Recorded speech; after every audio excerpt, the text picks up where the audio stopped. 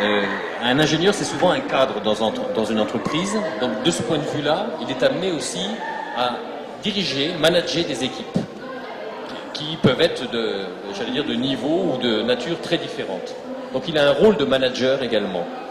Et puis aussi, il peut intervenir également sur des aspects logistiques, c'est-à-dire dans toute la chaîne de production d'un produit, jusqu'à éventuellement les aspects livraison, analyse de cycle de vie, etc., recyclage, etc.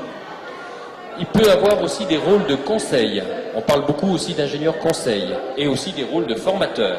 Donc vous voyez, il y a une pléiade finalement, derrière le mot ingénieur, il y a tout un tas, il y a une pléiade absolument impressionnante de fonctions et de types et de typologies d'ingénieurs.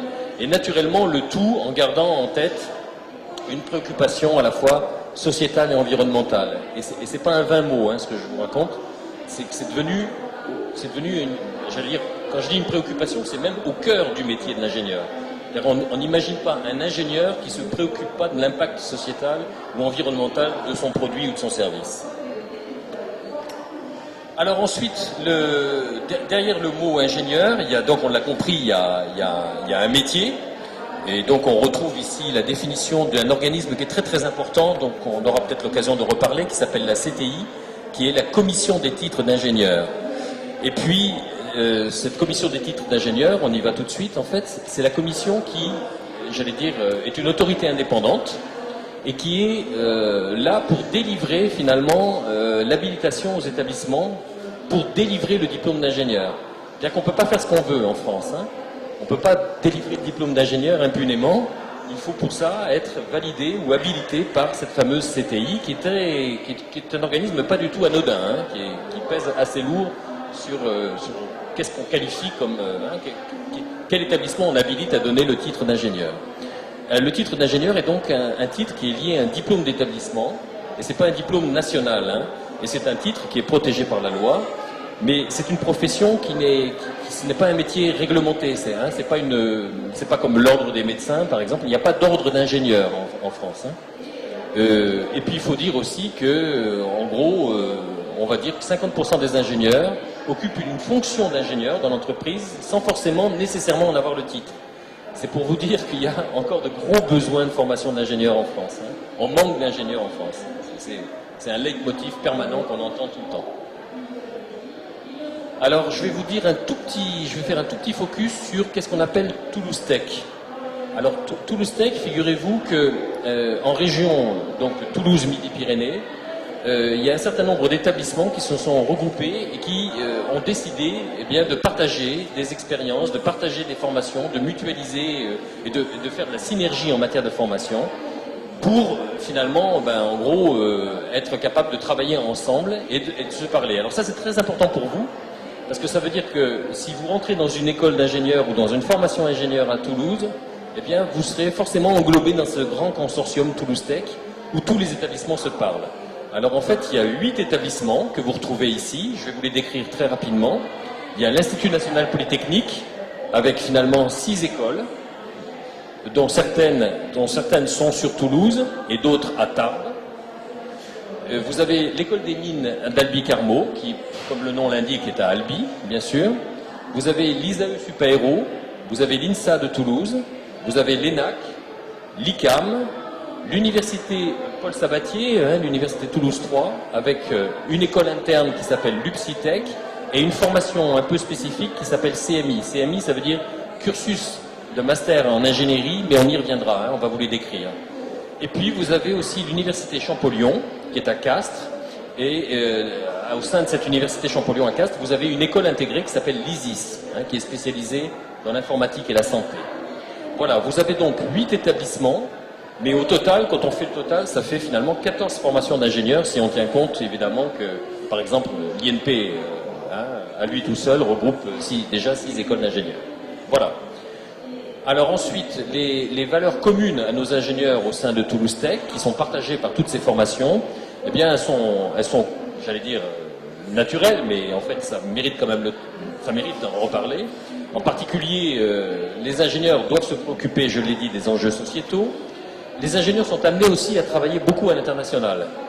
Alors, un ingénieur, actuellement, quand il sort, il a diplôme d'ingénieur bien sûr, mais il a une capacité aussi à travailler en anglais. L'anglais est une langue, j'allais dire, on ne vous demandera pas en sortie si vous savez parler anglais. J'ai envie de dire, c'est obligatoire, ça fait partie du diplôme. Ensuite, on l'a dit, le cœur du métier, c'est de développer des pilotes et de piloter des systèmes socio-techniques complexes, ça c'est le cœur du métier. Tout ça, il faut avoir un certain nombre de compétences scientifiques, techniques ou managériales, on l'a vu. Il faut bien entendu accompagner et contribuer à notre époque de transition, qu'elle soit scientifique ou sociétale. Et puis il faut avoir un certain nombre aussi de valeurs qui font partie du cœur du métier de l'ingénieur, c'est-à-dire qu'il faut avoir un sens de l'engagement.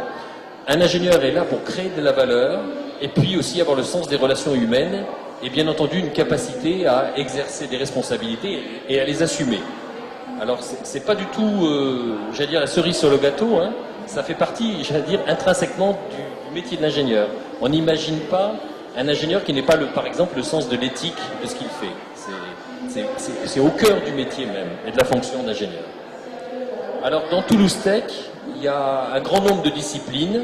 Bon, bien entendu, je ne vais pas m'amuser à vous les décrire, hein, ici, mais soyez rassurés, ça veut dire qu'au sein du consortium Toulouse Tech, très franchement, vous allez trouver de quoi vraiment vous satisfaire, parce que ça couvre à peu près, j'allais dire, toutes les disciplines majeures des sciences de l'ingénieur. Hein. En particulier, bien sûr, vous n'êtes pas sans ignorer qu'à Toulouse, il y a une grosse puissance de feu autour de l'aéronautique espace, ça ne vous surprendra pas. Mais attention, très important aussi en agronomie et agroalimentaire, qui est un secteur très très important dans notre région. Bon, alors maintenant on va rentrer dans le vif du sujet, c'est-à-dire quelles sont les grandes voies de formation pour justement exercer le métier d'ingénieur. Alors en fait, il faut que vous ayez en tête que pour exercer le métier d'ingénieur, eh bien en fait il faut arriver au niveau Bac+5. Hein, c'est un diplôme qui est au niveau Bac+5. Alors ce diplôme, il peut être soit un diplôme de master, qui est un diplôme national, hein, on appelle ça le DNM, diplôme national de master. Donc ce sont des formations qui sont dispensées dans les universités. Et puis le diplôme d'ingénieur, comme on l'a dit, qui est un diplôme d'école, un diplôme d'établissement. Hein, et un établissement qui a été habilité par la fameuse CTI pour habilité à donner le diplôme d'ingénieur. Alors on retrouve ces deux grandes voies. À droite, vous avez la grande voie universitaire. Donc on reconnaît le fameux système dont vous avez entendu parler, hein, qui est le système LMD. Je pense que ça vous parle, ça. Le rythme LMD, c'est 3 années L1, L2, L3 au niveau licence, 2 années au niveau master, M1, M2, et le D veut dire si vous continuez après le master pour faire un doctorat, hein, qui fait que quand vous terminez en D, ça veut dire que vous êtes Bac+8. Bon, mais nous, on va s'arrêter pour exercer la fonction d'ingénieur au niveau Bac+5. Et vous avez exactement le parallèle, alors pour avoir le titre d'ingénieur, qui est alors le cursus via les écoles d'ingénieurs. Alors le cursus via les écoles d'ingénieurs, c'est d'abord 2 années, en général dans des classes ou cycles préparatoires sur lesquels on va revenir, ou éventuellement après un BTS ou un DUT, ou éventuellement aussi par le biais de passerelles qui sont liées avec les universités, c'est-à-dire on appelle ça les admis sur titre, hein, après un niveau L2 ou un niveau L3. C'est-à-dire qu'il y a toujours des passerelles. Hein, Ah oui, le grand message qu'on veut vous envoyer aujourd'hui, c'est que quand on choisit une voie, on n'est pas prisonnier d'une voie. Il y a toujours, moyennant un certain nombre de critères ou de conditions, mais il y a toujours des passerelles. Il n'y a jamais d'une voie sans issue, on va dire, hein, dans ce qu'on vous présente. Donc dans cette voie, dans ce côté ici gauche, vous avez d'abord 2 années, et une fois que vous avez passé ces 2 années avec succès, eh bien vous rentrez alors dans le cycle d'ingénieur, dans une école où il faut 3 ans pour avoir ensuite le titre d'ingénieur. Voilà le rythme donc, et les 2 grandes voies pour arriver au niveau Bac+5. Alors, un petit focus, mais qui ne vous intéresse peut-être pas aujourd'hui spécifiquement, mais sachez qu'il y a de plus en plus de voies possibles aussi par l'apprentissage. C'est-à-dire des jeunes qui sont en général titulaires d'un DUT, qui partent en entreprise et qui ensuite peuvent revenir dans le cycle par la voie apprentissage, qui est une voie tout à fait originale et qui conduit au même diplôme, hein, ça c'est très important.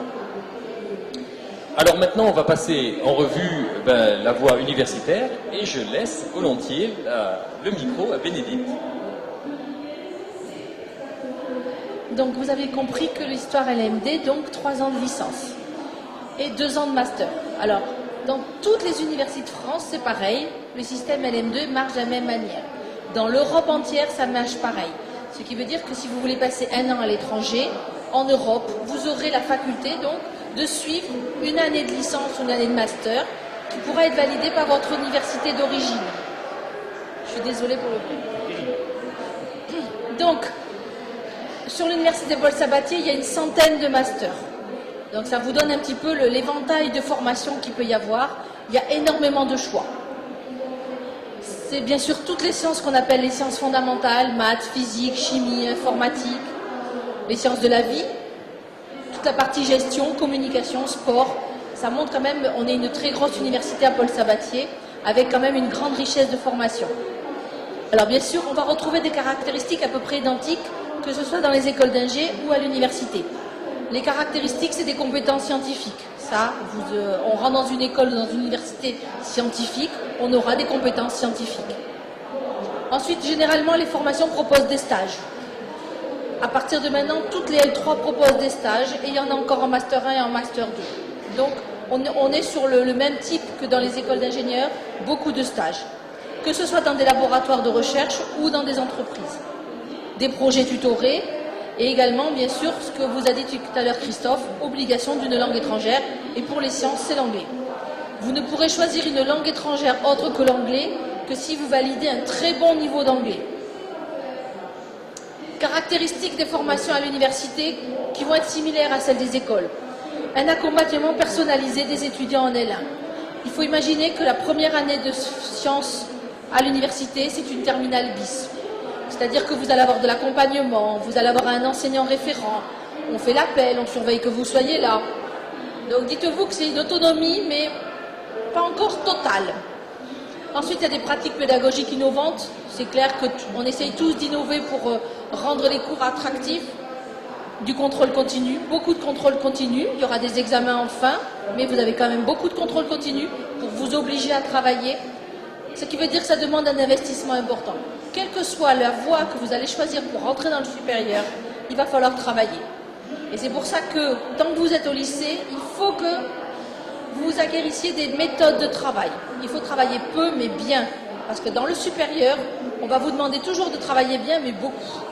Donc ça, c'est important. Il faut acquérir des méthodes de travail. Et ensuite, bien entendu, il y a beaucoup d'associations, que ce soit dans les écoles où on retrouve la même chose à l'université.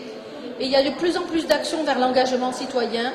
Donc ça, c'est quelque chose qui se développe de plus en plus dans tout le système supérieur. Alors, on vous a parlé tout à l'heure du CMI.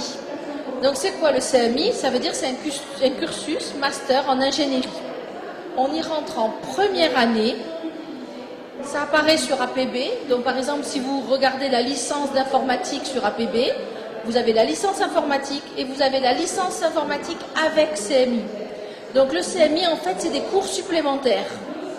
On va vous donner des cours supplémentaires pour vous donner ce fameux label.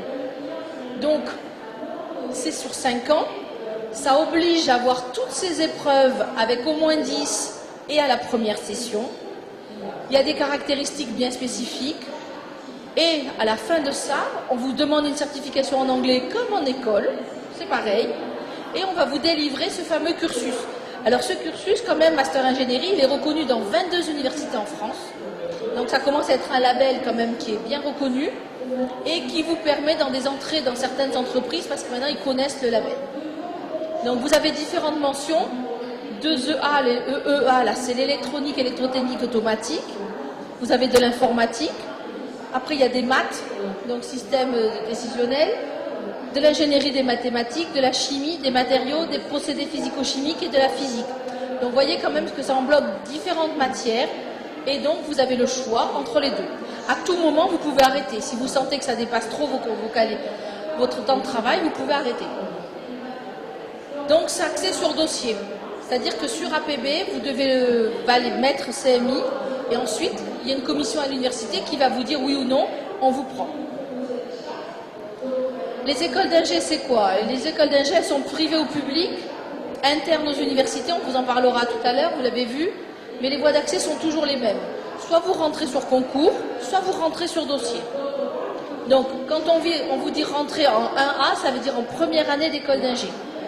Donc, vous voyez que c'est ce qui vous est marqué, ou vous avez fait 2-3 ans de classe prépa, ou vous avez fait un BTS ou un DUT ou un L2, un L3, et on peut encore rentrer en deuxième année d'école d'ingé après un Master 1 de l'université. Donc, c'est ce qu'on vous disait, hein, beaucoup de passerelles. On reprend les caractéristiques d'école, vous voyez que c'est les mêmes. Hein. L'accompagnement personnalisé, les pratiques pédagogiques. Il y a quand même un point qui est bien important sur les écoles d'ingé, c'est qu'il y a quand même des relations très fortes avec les entreprises. L'université commence, mais il faut reconnaître que les écoles d'ingé ont un gros réseau avec les entreprises, et donc il y a beaucoup de relations. Bon, stage et obligation de période internationale, ça maintenant la plupart des écoles le demandent, il faut faire des stages à l'international. Et vous voyez que la vie associative et les engagements citoyens, on retrouve la même chose. Alors, pour rentrer donc dans une école d'ingé, si on passe pas par l'université, donc on est là, d'accord? Donc on va vous montrer maintenant les classes prépa, ce qu'on appelle les classes prépa. Les classes prépa, il en existe 4 types. À chaque fois, on parle d'un seul type, mais il en existe 4 types.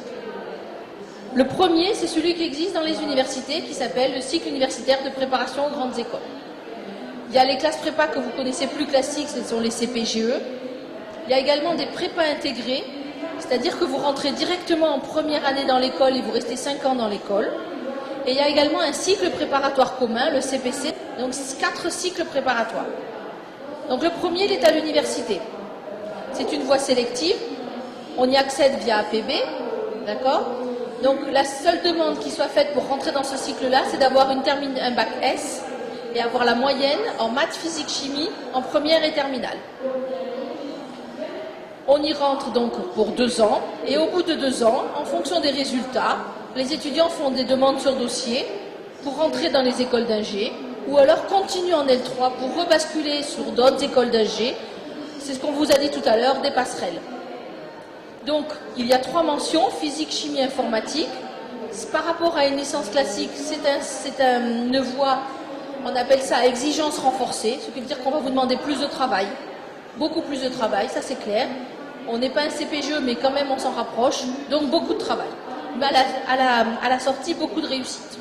On place à peu près 80% de nos étudiants en université qui vont aller maintenant après dans une école d'ingénieur. Les autres, ils restent à l'université, par choix. Ensuite, les CPGE. Donc ça, c'est quelque chose que vous connaissez un petit peu plus. Alors, les caractéristiques, vous les connaissez. Grande sélectivité, très encadré, beaucoup de travail, ça c'est clair. Ça permet de postuler pratiquement dans toutes les écoles. Vous verrez tout à l'heure, il y a des concours exprès. Bon, ben non, l'admission, c'est qu'il faut avoir un excellent dossier scolaire. Il ne faut pas rêver, hein, on va vous demander quand même d'avoir des bases solides. Tout à l'heure, c'est ce que je disais à un étudiant. Quand vous avez pris 12 ou 13 à une épreuve, ça veut dire que vous avez 60% des compétences attendues.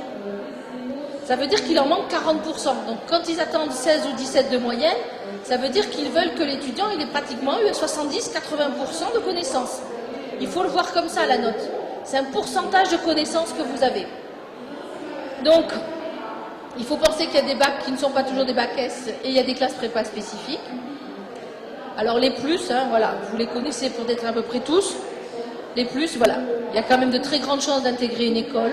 C'est gratuit, les classes prépa se trouvent généralement dans les lycées. C'est comme vous êtes en ce moment en première ou en terminale, c'est gratuit. Acquisition d'un grand socle théorique. Là, vous allez quand même avoir beaucoup, ce que vous voyez en terminale, vous survolez un petit peu tout. Hein. Vous voyez beaucoup de choses. On appelle ça des banques. On appelle ça des banques de concours. Donc, vous voyez que selon les prépas, vous avez des banques de concours différentes. Donc, les bacs techno ont également des banques de concours. Alors, ensuite, il y a les prépas on appelle les prépas intégrés. Alors, ça veut dire que vous rentrez dans l'école en première année. On prend par exemple, on a cité tout à l'heure l'ENI de Tarbes, l'INSA. Vous commencez en première année et vous allez passer 5 ans dans la même école. Donc, c'est sur dossier, avec un très bon dossier, ça c'est clair. Alors, les plus, c'est quoi? Les plus, bien sûr, c'est que vous rentrez dans une école et vous espérez y rester pendant 5 ans. Sauf qu'il faut penser que pour y rester pendant 5 ans, on travaille assidûment pendant 5 ans. Chaque année, par exemple, l'INSA, met à la porte quelques élèves qui n'ont pas travaillé. Même s'ils ont une mention très bien au bac, s'ils ne travaillent pas, ils ne les gardent pas.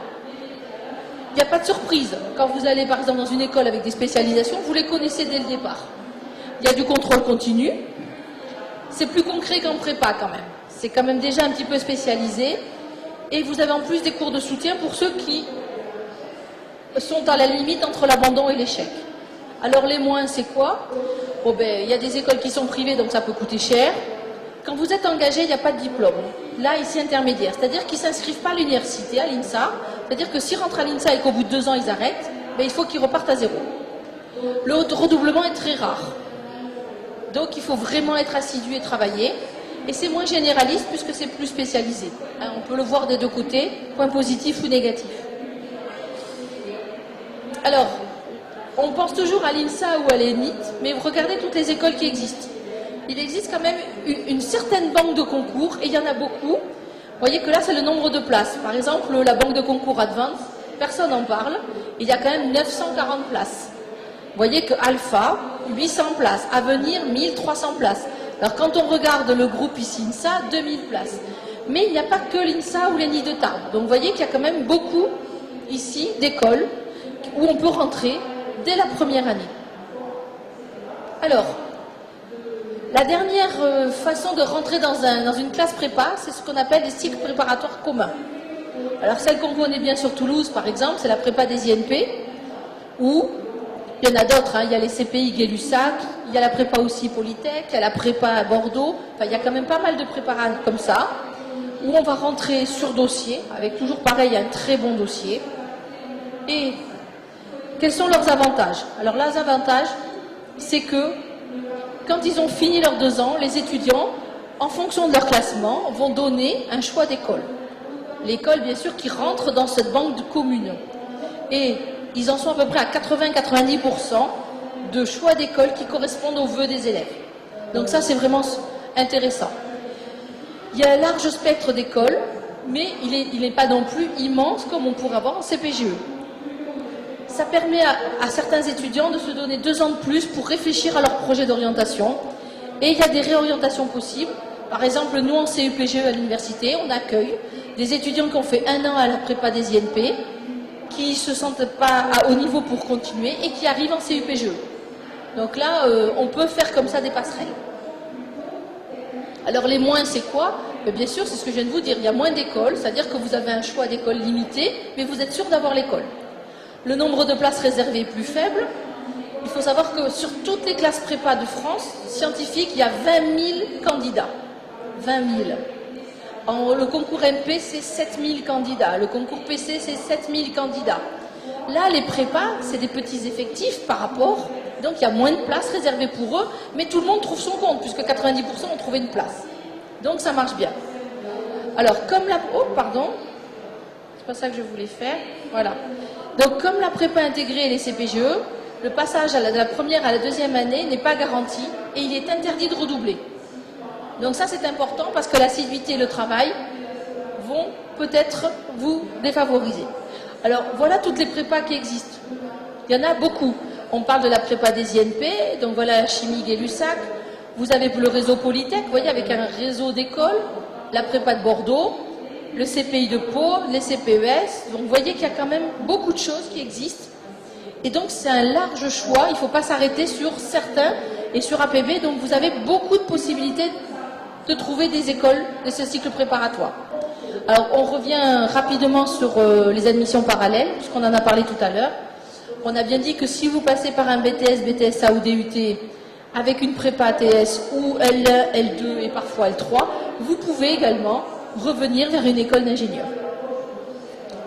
Alors bien sûr, toujours pareil, des plus et des moins. Les moins, ben, ça vous garantit un diplôme, mais ça veut dire que vous avez déjà une licence. Vous êtes sûr d'avoir votre diplôme et ensuite, vous voulez vous réorienter.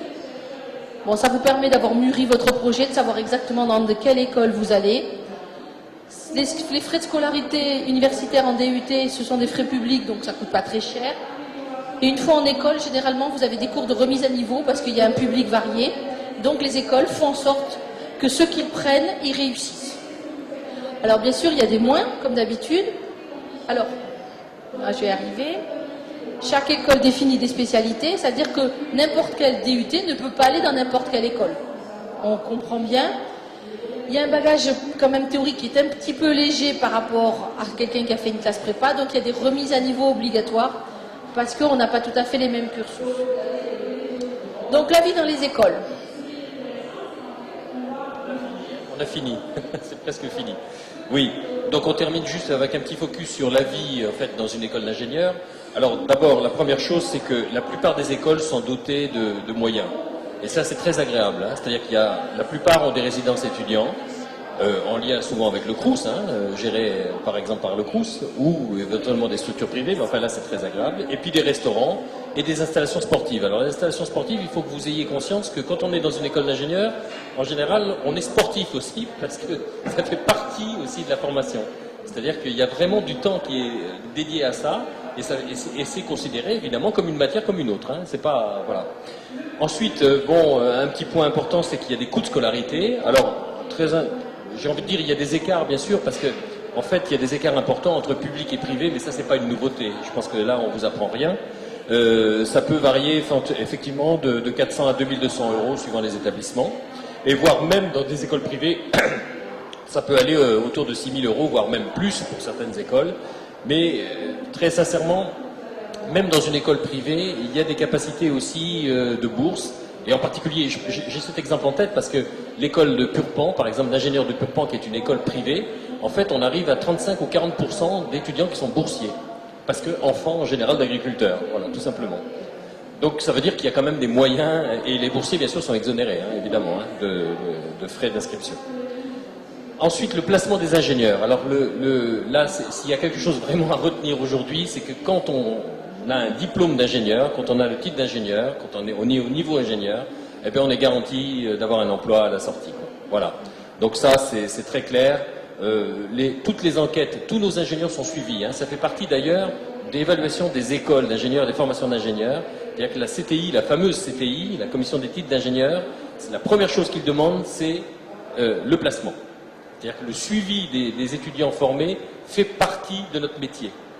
Donc on garde le contact avec les étudiants, les ingénieurs diplômés, et on se rend compte que 6 mois après l'obtention du diplôme, en gros, on arrive à des taux de placement qui avoisinent presque les 90%. Sachant que la moitié d'entre eux sont pratiquement embauchés au moment de leur diplomation. Bon, les salaires nets bruts d'embauche, donc ce qui fait un net à peu près par mois, ça c'est une donnée qu'on appelle CGE. CGE, c'est la conférence des grandes écoles qui fait la moyenne sur toutes les grandes écoles françaises. Les principaux secteurs qui accueillent les ingénieurs, bien sûr, ça ne vous surprend pas, il y a l'industrie naturellement, mais aussi le tertiaire des services. Et puis on voit que c'est à peu près réparti, j'allais dire, de manière à peu près équivalente, soit dans les sociétés d'ingénierie, le BTP, l'armement, l'énergie, etc. Voire même banque, conseil, comme on l'avait dit, ingénieur conseil. Chez nous, c'est vrai que si on fait l'enquête, par exemple, en Toulouse-Midi-Pyrénées, on s'aperçoit qu'évidemment, naturellement, il y a une prédominance dans l'aéronautique. Et je termine là-dessus, les femmes ingénieurs. Donc un petit mot là-dessus, parce que c'est important quand même, parce qu'il faut lutter contre des a priori. Une enquête dit que, en gros, 46% des effectifs, en gros la moitié, quoi, en terminale S, sont des filles. Donc ça veut dire que là, on est tout à fait, là, j'allais dire, dans la parité, ou presque. Et puis, boum, quand on se retrouve en école d'ingénieur, paf, on n'en retrouve que 28%. Donc ça veut dire qu'il y a eu une perte en ligne qui est anormale, à nos yeux complètement anormale, qui est une espèce d'autocensure contre laquelle il faut lutter, parce qu'en fait, ingénieur, c'est pas un métier genré. C'est-à-dire qu'on peut trouver des femmes ingénieurs tout à fait compétentes au même titre que des hommes. Alors, pour dire vrai, si on regarde les secteurs, on s'aperçoit quand même qu'il y a des présences qui sont, j'allais dire, des répartitions qui sont très très inégales. Parce que pour dire très sincèrement, moi, dans mon secteur qui tourne autour de la chimie ou de la biochimie, c'est plutôt féminin. Par contre, quand on va effectivement du côté de la mécanique ou du génie électrique, c'est plutôt masculin. Voilà. Et c'est dommage parce qu'en fait, quand on regarde le BTP ou les technologies de l'information ou les technologies de l'énergie, qui sont des secteurs plutôt masculins, eh bien on s'aperçoit qu'en fait, il y a des vrais gisements de métiers avec d'ailleurs des fonctions plutôt rémunératrices. Donc il faut absolument lutter contre ça. Pour conclure, et on en a fini, vous voyez que devant vous, vous avez toute une palette de voies de formation, et encore une fois, Vraiment, s'il y a un message à retenir, il n'y a pas d'impasse, il n'y a pas de voie sans issue. Mais par contre, c'est vrai qu'après, selon la voie que l'on choisit, il y a plus ou moins des contraintes qui sont liées effectivement à la réussite ou à la persévérance. Donc, en résumé, eh bien, en fait, il faut vraiment, vraiment choisir une formation qui est à sa portée. C'est-à-dire qu'il ne faut pas tricher. Il ne faut pas tricher avec soi-même, il faut bien se connaître par rapport à ses potentialités, capacités de travail, ses méthodes de travail, son envie de compétition, sa résistance et sa gestion au stress. En clair, c'est pas la peine, je sais pas, d'aller dans une classe prépa très sélective si on s'y sent pas bien, si on se sent pas mûr pour ça. Voilà, il y a d'autres possibilités. Hein. Il n'y a pas que Fermat à Toulouse, quoi. Voilà. Ils sont à côté, c'est pour ça que je le dis fort. Hein. Voilà. Bon, donc il faut bien s'informer et avoir bien une stratégie de parcours. C'est terrible parce que ça va être enregistré, ce que je viens de dire là. Bon. Donc, alors un petit mot peut-être sur l'admission post-bac. Là, ce sont tout ce qu'on vient de vous dire, on le retrouve effectivement hein, ici. Vous voyez, toutes les classes prépa dont Bénédicte vient de vous parler. Donc CUPGE, vous reconnaissez les sigles. CPES, on en a un peu parlé, mais enfin bon, c'est une classe prépa. CPGE, c'est les fameuses classes prépa, grandes écoles, etc. Mais aussi, vous voyez que DUT est une voie d'accès aux écoles d'ingénieurs.